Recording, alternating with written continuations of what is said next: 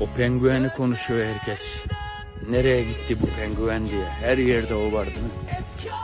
İşte bir tane video, bir tane penguen dünyaya ayar çeker. İşte dünyanın ayarı budur.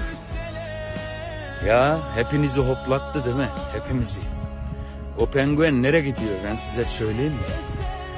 O penguen kalbinin götürdüğü yere gidiyor. Sonu ölüm olsa da kalbinin götürdüğü yere gidiyor. Kalbinizin götürdüğü yere gidin.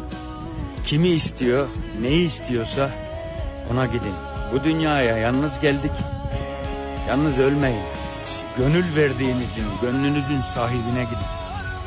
Her ne kadar zor olsa da, o yollar taş olsa da, diken olsa da gidin. Ölüm olsa da gidin. Zaten kalbinin götürdüğü yere gitmeyen ölü yaşıyor demektir. Ölmek için gidin.